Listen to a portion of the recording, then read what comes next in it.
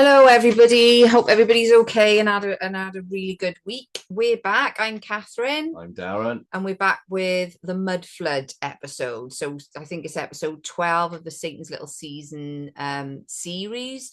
So last week we did an episode on Tartaria and the The buildings old and world the old buildings. world and whatever. We said we would do them in they're a bit it's a bit too much to be doing all in one video. So we decided to do a separate one on the mud flood. Now, the reason this is important, we believe, is because the buildings, the Tartarian buildings and all other buildings around the world and the mud flood, they kind of linked in a way. It's kind of in a little bit. Well, to some, let's just say then that there's on a lot of the older buildings, the old world buildings, Mm. there is most certainly evidence of a mud flood or other catastrophic event, I Yeah. And would just to say. clarify as well, I thought, and I think you did, and probably most people think this when they think of mud flood. I did. Um, I thought, yeah, and then it didn't make sense to me actually from that point of view because I thought, well, where did it all come from? When people say the mud flood, I know now, obviously, but when they initially said it, I was thinking of like a mudslide, that sort of thing, what the mud, but how could it have been a mudslide all the way across the world? Like, where did that mud come from? From a height, then it would have had to have Well, been like a yeah, mudslide to cover these buildings because the point is the buildings are underneath, from excavations, and we'll show you some pictures. But then when people excavate underneath, there are levels and levels underneath. So obviously something covered them. So I thought, it was like a mudslide type of thing, but realizing, for it to happen worldwide, that would have to be some huge, huge mud flood. The other thing, a huge mudslide. The other thing to note as well is that from us, the reason we've brought it into this series is because we believe Satan was released from his bottomless pit. We believe the millennial reign happened. We believe that Satan was released, and we believe that this is Satan's little season. So he's deceiving the nations right now. But did he just, when his time was to come out of his hiding, then did he just pop out and go, oh, here I am? Or did something happen that was really sort of massive, like a real cataclysmic event happen to show that, that he's come out? Now, we think that maybe, possibly, that might have been the effect of the mud flood. I don't know if we should play the video of what I it don't actually know. is. What do you reckon? I'll just add a little bit of context onto Okay. that, if you don't mind. Yeah, so I mean the Bible, and we've got no scripture today, funnily enough. But the Bible, Revelation 20, is quite clear that Satan is loosed a little season, which would suggest that he was let out. But I'm just wondering, and there are various other passages where angels, fallen angels, were locked into the abysses, which technically could be the bottomless pit. They could all be in the same place. I mean, when that chain was taken off after 1,000 years, it could be that they burst out. I think so. We can't, Causing yeah, we something can't like prove that. any of that. And with No, regards, it is conjecture and just opinion. yeah, This with is. regard, I mean, there was most certainly some kind of cataclysm. And whereas Catherine is saying in regards the flood, the mud flood, and it kind of put me off. I came across the mud floods Oh yeah. probably at Round least 10 Tartaria years. time. Yeah, Yeah. but we were in the old house. And we haven't been there for 8 or 10 years. No, So yeah. it So was it's a while ago, probably, wasn't it it? was, I don't know, 10, 12, 13, 14 years ago I came across it. And there were various things which made my ears prick up. But one of the things with the mud flood, as it's commonly referred to, as Catherine said, you think of this mud flood literally running in and, there would be an end to it and whatever else, but it doesn't seem to be that way. And then there's a word which I can remember I was out with the dog many, many, many, many years ago, and I heard this word and I thought, that's just one of them words which I need to remember. Liquefaction. And I have prepared a little video. Just it's a compilation of two little things which will visually demonstrate modern occurrences of liquefaction and explain roughly what it is. But basically, when when there is a violent shaking of the earth, so an earthquake, for example, the water in the earth rises to the top, makes the land unstable, and it literally swallows things up. Now, in the past, I have seen videos where buildings and trees like are just sinkholes and being, stuff they call them, well, don't they? no, well, sinkholes, they literally leave holes. Whether or not a sinkhole is caused by liquefaction, I don't know. But they literally swallow up houses, buildings, trees, cars, and it does, the video does capture some of those things. But yeah, it's not, I don't think it's meant in the context of a mud flood in the literal sense of that term. Yeah, because and then that makes more sense because if it's coming from underneath of a Well, a shaking, shaking. then that would cause, like you say, the water or whatever to come up and the mud. Do you know? So it would bring the level of mud up as well, which would then make sense to them. Well, Those everything's sunk. buildings sunk And into that mud or whatever. you know what is for certain, I think, if we're wrong and this isn't anything to do with Satan being released from the bottomless pit, And it might not be. and it might not be exactly. Something is certain that in more recent times, there has most certainly been a cataclysmic event which has put, in some instances, depending on where you are in the world geographically, in some instances, there are 4, 5, 6 stories buried underneath. Now, we know, for example, which I place around God's judgment when Jesus came back, we know that the Roman Empire is buried completely all over the world. We have the same Egypt. I mean, they dug out the Sphinx and the pyramids, and as much as we marvel at how large they were dug out. Okay, it was sand, but still, that's an awful lot of sand. So pretty much like these events are huge. We don't see that, and today. There's lots of speculation by modern science and geography and geology and whatever else, but there's no real answers. In fact, they're kind of left a mystery. And, with Egypt, there's nothing really out there in the mainstream of why or how it was buried.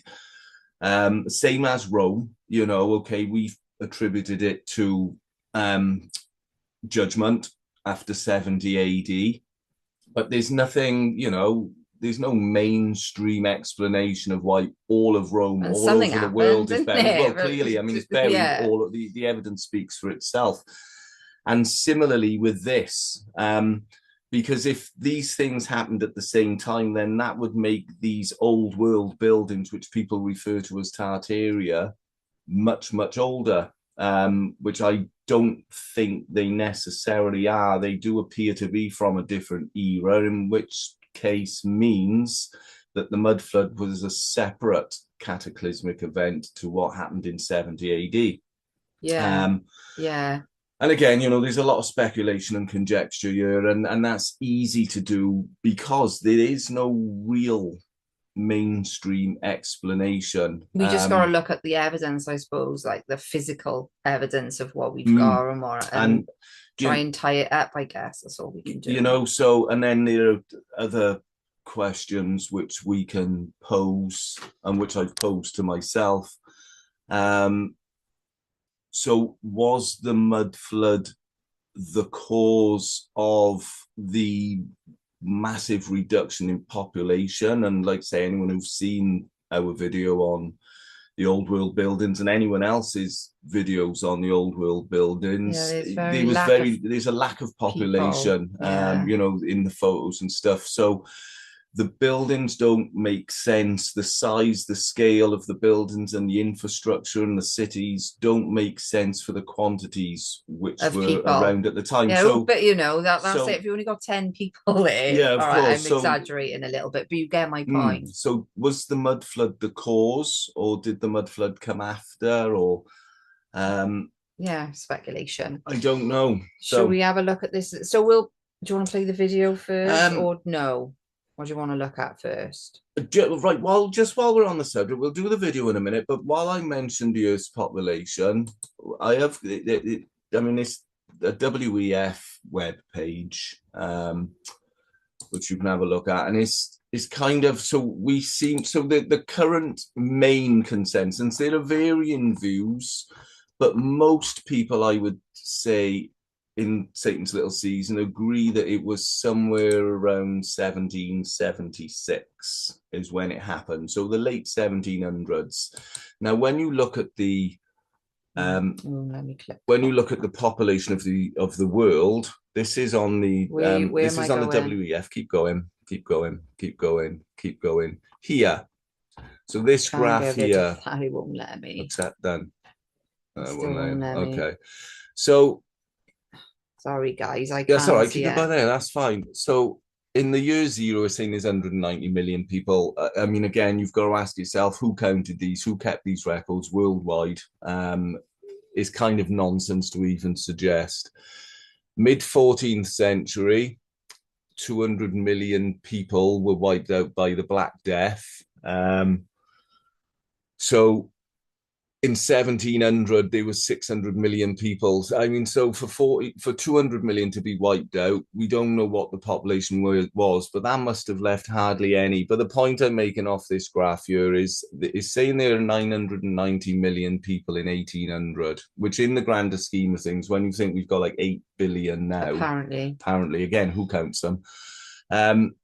It's nothing. And you can see they even call it a hockey stick graph. So there was nothing for thousands and thousands and thousands and thousands of years. And then all of a sudden you get to this point after the apparent mud flood, after what we claim could be the end of Jesus's millennial reign, all of a sudden then comes a rise in the population. I'm more inclined to think that it was already a big population. They were wiped out somehow, hence the empty cities. Whether or not it was the mud flood, like I say, whether or not it was just Satan being released and just wiping out as many people as he could by many means, which are not recorded in history. Sorry to interrupt a minute, but while you're saying that, it just makes sense now that we've had, because we know they like to reset and whatever. And he didn't want people. Remember, we were saying before about when he came out, when he was released, there would have been, well, everyone who was here would have remembered the millennial reign because they'd have been living during it. Yeah. So people had to be wiped out. And obviously, we'll talk about the orphan trains and the mental asylums or wherever in a separate one. But they needed to be gone because they needed to reset the history for us to not realize that this had already happened. So with you saying that, then it just makes sense that maybe that's why he came out like that, to get rid of, and that would make sense for the evidence we've got. Again, there's no solid proof or anything on this now. You know, all we can do with a lot of these things is, you know, what we visualize and what kind of makes any rational sense is come up with some hypothesis of what might have happened. And like I say, when we show you the pictures of the buildings, it does seem particularly certain that we did have some kind of mud flood. And before we go to liquefaction as well, totally and utterly unrelated to Satan's Little Season and possibly even mud floods as such, but I've been reading this book. Is another one I picked up in a charity shop. And again, up until recent years, I'd never heard of a mud flood. I'd never seen anything to even suggest that there was one. Now, Otto Muck was from Vienna, I believe. He died in 1956. This book is an English translation from 1976, but in here, he's gone in depth. He was an engineer and an inventor and whatever else, apparently. So this book is literally, he's trying to prove the existence and the decimation of Atlantis. His detail, his attention to detail is really, I mean, you know, his calculations, his attention to detail, the evidence that he's pulled in is outstanding. But the reason I bought it, I've got no other interest really in Atlantis, but we have a chapter called The Sea of Mud. So he had obviously come across, there's another chapter, The Deluge. So he had clearly come across these things, and he, you know, he calculates specifically based on previous volcanic eruptions and earthquakes and so on and so forth, the amount of ash which would be put into the air and this and that, and how far it would travel and all sorts of stuff, how much pumice would be floating on the sea in an Atlantic volcanic eruption, and so on and so forth. And it's quite an interesting book, but I picked it up, I seen it, I had a look at the chapters in there in a charity shop, and I thought, I gotta get that because he's talking about mud flood, and I'd never heard of such a thing. And this is obviously prior to 1956, because that's when he died. So the mud flood isn't a new thing, although he's attributing it to a completely different subject. Other people have examined the geological evidence and come up with a mud flood theory, clearly. What do you want to do? Shall we do liquefaction? Yeah. And then we can do some photos. Share sound. So it's only two clips rather, of many that I've sort of edited together. It's not my work. They're just off the internet. One's a news report, I believe, and both of them are news reports, in fact. 2-minute video, so we'll edit it in to here. Yeah, so we'll just, it's easier to do it like that. Otherwise, it just, you know, it hopefully won't mess up the rest of the video either. Now, seismologists claim that much of the damage that's been caused across Christchurch has been caused by a phenomenon called liquefaction. A couple of days ago, we had never heard of that term, but everyone speaks about liquefaction, and indeed, you can see it everywhere around you, because this quake was relatively shallow, just 5 kilometres below sea level, and what it's meant really is that a lot of that soil has turned to mud. Raquel Eberle has the details on this story. In just moments, roads turned to quicksand, swallowing cars and swamping suburbs. Oh, it was straight after the earthquake, mate. It was frightful. This process, called liquefaction, has left much of the city a soggy, crumbled mess. But the liquefaction, I mean, the suburban streets are like rivers. You'll see these ladies over here, they're just sinking. The silty, saturated layers of soil just below Christchurch were so severely shaken they liquefied. And with much of the city built on soft earth, seismologists believe the phenomena has heightened the devastation. Yet it could claim Christchurch's tallest tower, the Grand Chancellor Hotel. After September's quake, aftershock instruments were installed right throughout the city to measure each event. They'll now provide rare and accurate data recorded from the epicentre of Tuesday's tragedy, and most likely help revolutionise construction in the future. Tanah kan begini, tanah berputar begini, berputar. Ada yang turun sekali, ada yang naik. The voice you're hearing belongs to a survivor of a rare phenomenon known as liquefaction that turned solid ground into a river of mud after an earthquake hit here in Indonesia. The survivor we interviewed used to live in this village, seen in a video that was widely shared on social media. Baru bangunan kan sudah rubuh-rubuh. Lumpur dari atas. Maksudnya kan dari dalam tanah dia muncul, yang cair sudah mengalir.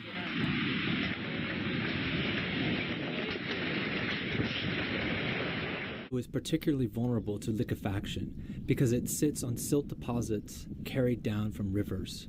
Liquefaction is where the soil or sand, which has water in it and air, shakes and turns into a liquid-like substance. And what that does is it causes building collapses. It can also generate landslides. It causes land deformation. Locals in Palu can hardly recognize their neighborhood.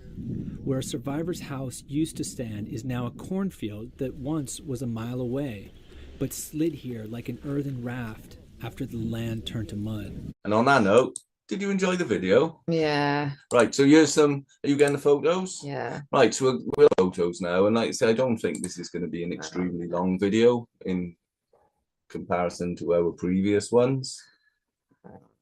Now we're starting to mess about. I'm feeling this would happen. Trying to play that video. Right, I'll do this one. Right, so we're going to go through some of the photos, so you can see here. It's probably not the best example, but there's one example. So you can see this is where the floor line is. Not the floor line, what do you call it? Yeah, floor level, floor the pavement or whatever. And then excavation shows there's a whole new double, well, that is underneath. Now, obviously, they didn't, it must have been covered. It must have been, it's impossible to think, it would be daft to think otherwise, because you would, how could you build under, why would you even do it? It's unreasonable to suggest you wouldn't be able to do it. Build a door. Or windows underground. Why would you do that? I mean, look at that one. You can see there. You can 3 see stories above. They were obviously covered by something. There's the top ones there, which were obviously visible. This is 1800 and something, early 1800s. This is. And these are obviously a bit more modern. You can see here where they're digging out, and these will be all over. What's this? Right, this is in Paris, France. You've got the layer that we can see there, the top bit. And underneath the second layer, say pre-1700 to 1800 era, erased history. It says there, Tartarian Empire and mudflood theories, the first layer unknown. But you can see there's a whole new world underground. So the first layer there could quite possibly be judgment. 70 AD. And we know again, I must stress that the dates and the times are all a little bit iffy.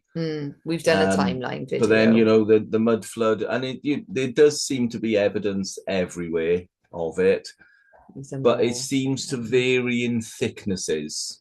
Yeah, there's one as well. You can see where has this been. You can see the change of the colour. Look, you can see the top, the bottom, all underneath has been covered or uncovered in these cases now. What was that there? Oh, no, it wasn't the right one. There, that one, you can see that's the line across. You can see where it is, and then you can see underneath. Like that is like these I put on there because that's in London. I used to live in Edinburgh when I was about 19, and I lived, obviously being in the city, and they're all old world buildings up there. And they had these where you could see the tops of they were rounded, they were oval shaped when I was, and they were everywhere. And I paid absolutely no attention to them, of course, because I didn't really care about any of this. I paid no, it didn't even cross my mind to what it was. But thinking about it now, you wouldn't build a window like that. They had to be covered. They were 100% covered by something. And before you move, and obviously this is, I took this photo in London when we were there the other week, but this is quite a recent thing. So we live in Cwmbran. Newport is 5 miles away. It's on the River Usk. It's still quite a reasonable sized port. You've got the docks and all there. A lot of stuff for South Wales comes into Newport docks and has for a long, long time. And the area of Newport where the docks are is Pill Gwenny. Yeah. Excuse my pronunciation, all the people who live in Pill were shouting at me. And quite recently, I was watching a documentary on Pill, and all the coal mines in the valleys, they all fed Pill, whether it be by canal or by rail. So we have a canal which goes all the way from from Brecon, all the way down to Newport. And it's probably 45 miles from Brecon all the way to Newport. That was soon replaced with railways. There's canals and railways which come from the other direction, from the valleys, Abercarn, Cwm Carn side, and they all fed Newport, Pill. And I was watching a documentary reasonably recently, like in the last 6 months or so, about Pill in the community and this and that and whatever. And apparently, because it's on the side of the river, and it's not the prettiest river in the world because it's tidal, it's just brown mud basically, but still vastly important. Apparently they need to be able to build any houses and infrastructure and whatever in Pill. they raised the ground level between 4 and 6 foot. And I just thought Pill is probably a couple of miles square. I mean, it's not a little place. It's not a little village. It's quite big. Although it's a district of Newport, it's a big old area. There's various industrial estates, the transporter bridge, there's massive docks, thousands upon thousands of houses. It's got its own shopping street, which is the same size probably as the main shopping street in Newport town centre. It's a big old area, and it struck me then of just the work and the material needed to raise the ground level 4 to 6 foot all over Pill to be able to build on it. And I just wonder now if it was raised by man, bringing in cart loads of material, or was it mud flooded? Because you've got the same instance in Pill. The oldest of the buildings have basements and windows poking out, etc., like that. So just intrigues me. We'll never know for sure, but here's a good one there. Look at all the pillars. Look at that. I don't know where these are, guys, but I mean, it's all over the world anyway. Look at that one. So you can see, obviously, there's the car. This is probably an old photo. I can tell by the cars. Yeah. But look, they're definitely buildings underneath there. Why would you put windows that you would open up into dirt, or doors which would open up to go nowhere other than dirt? It's just irrational. Same thing here. You can see it there. Obviously, you can see the change in colour. And like, these structures are quite big. A lot of them are really massive underneath. You've got just small level ones like these ones. And they've only dug down that deep though. If they carried on digging, would they find more? Possibly. Is there the foot in there, or is there more underneath? We don't know. Like I say, we don't know. In some instances, they go very, very, very deep. In others, maybe it just is one floor. That's the thing, we don't know. But they're covered up with concrete. Those ones are. You can just see the reason this is on here. If you look closely, right, you can see where the arches were. Are still on that one. So you can, it's not as obvious as some of the others. In here as well to ventilate it. These doorways, and there, look, to the floor. There, look how far down that goes, look. I mean, even, some of the Aztec and Inca cities and stuff in the jungles of South America. I mean, look at that one. Very clock there. They haven't bothered pretending. They've just left that as it is there. Yeah, some of those South American cities were, to some degree, they were underground as well. I mean, okay, they were infested with forest and stuff, but I mean, that's 18 meters. That's a lot. That's a lot. Immense. And you can see the pillars there, and do you know what I mean? Like, that is a lot. That's far down. So for whatever did that, had to be a huge cataclysmic event. Can I just read, because you've got 18 meters on there, right? And that seems extraordinary. I don't know. That's what the picture says, but I'm of course, it's feasible. But while you say that, so I'm just going to read you a short bit from this book that I just spoke about, and this is under the chapter the Deluge. So the medium-sized eruption fragments vary in size from a pea to a walnut and are called lapilli. They are produced in large quantities in all major eruptions, sometimes in astonishingly large quantities. The material ejected in the localized but fairly violent eruption of Vesuvius in 1906 consisted mainly of clouds of ash. So dense and so heavy was the rain of ash in the immediate neighborhood of the volcano that the roofs in Naples collapsed under it. In AD 79, the city of Pompeii suffered a much worse fate. The earth and the universe, Arrhenius says, a layer of ash 69 feet or 7 meters deep provided Pompeii with a protective cover which preserved it up to the excavations in our own time. The fine ash and the mud deposited by the rain formed around bodies like plaster casts and hardened like cement. So that's saying 7 meters in, and he's basically saying it was a small eruption, the Pompeii one in 79 AD, and that's the first ever historically recorded volcano. This classic eruption was certainly catastrophic for the cities in the immediate vicinity of Vesuvius, like Pompeii and Herculaneum. It was, however, by no means one of the great volcanic eruptions. So we've seen, that one's quite good because a lot of us have seen Pompeii. Yeah, the effects people of are, it. We dug it up. Familiar with it, and based on his research, he's saying that was a small eruption, basically. So again, Satan being released out of it, and I'm not definitely saying that's what it was, but I just think, I'm not. And even with a major volcanic eruption, usually there will be tremors and earthquakes as well. Yeah. So there comes in the liquefaction as well. So we've got a deluge coming from the sky and from the eruption. I think that's the last one. And a mud flood, potentially from the violent shaking. Yeah, that's the last one.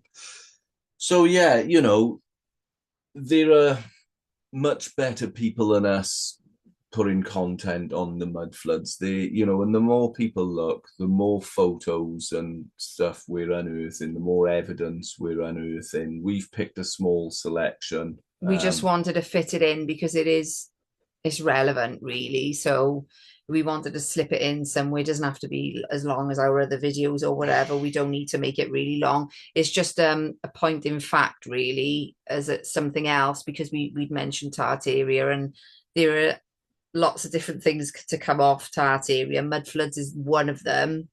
And obviously when we spoke earlier briefly about the population, and we think that is connected to a reset that Satan had to do, really. He had to do, otherwise people really would have known. How could he deceive? He wouldn't have been able to. How could he deceive the nations if all the nations had literally just witnessed Jesus' millennial reign? And they would pass that information on. Of course they would. Of course they would. They would pass that on. So they couldn't.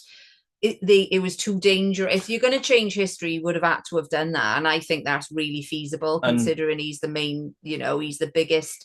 He's the greatest deceptor of them all. He is the greatest deceiver, I should say. Sorry, not deceptor. He is the greatest deceiver, and he wouldn't have been able to deceive anyone at all had that not have happened, or had a sort of a fresh start, like a complete reset, a brand new history, a brand new education. And we know history is a load of lies. Like, we certainly know modern history, or recent history, is a lie. What makes people think that the further back we go, the more they were telling the truth?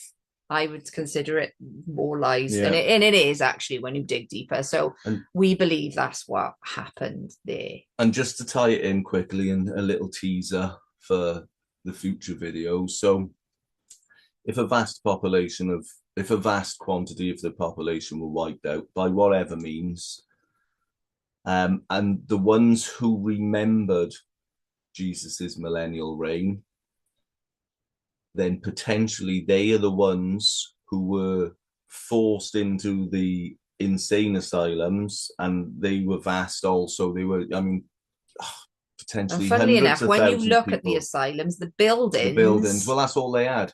So they were possibly the remnants of the people who remembered Jesus's reign. They were put in a set of mental asylums, and then the children who were too young to know any different, they were pushed out across the world on the orphan trains. Yeah, and they which were we'll do another one on that. There were hundreds of thousands of them, and they ran for like 100 years. It's not something, it wasn't a quick 18 months thing. No. It ran for like 100 years, hundreds of thousands of children. We'll do a separate one on that. And there's a guy called Guy Anderson. That is actually his name, Guy Anderson.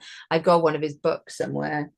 There's The Rise of the Clones, that one. But he talks about the Cabbage Patch Kids and then the reset and whatever. But anyway, he's done quite a lot on the orphan trains and the mental asylums, and they obviously go together. But again, they're part of this as well. But we'll do a separate one on that. We'll collect some information and put it into a and we've still got the World's Fairs, and the which World again Fairs. collects in is another effort to destroy the old world and any evidence of it. And the World Fairs are actually, we won't go into it now, but they are just incredible. Like what, but incredible, but weird is probably the wrong word. Disturbing. Some of it was quite disturbing while they were doing at the World Fairs. But anyway, we'll talk about that in another one as well. So we'll leave it there, guys. Please like and subscribe. Yeah, like and subscribe. If we're worthy. Yeah, if you like our content. And we'll be back in a week or so with either the World Fairs, or we might even be able to put them together. I don't know. Maybe. We'll see. We'll see. But yeah, either one anyway, either the orphan trains and the mental asylums or the World Fairs, just to tie in the whole millennial reign, Tartaria, scrapping of history type of thing. So anyway, yeah, I'll leave it there, guys. Have a good weekend. Cheers, and we'll speak to you soon. Thank you. God bless.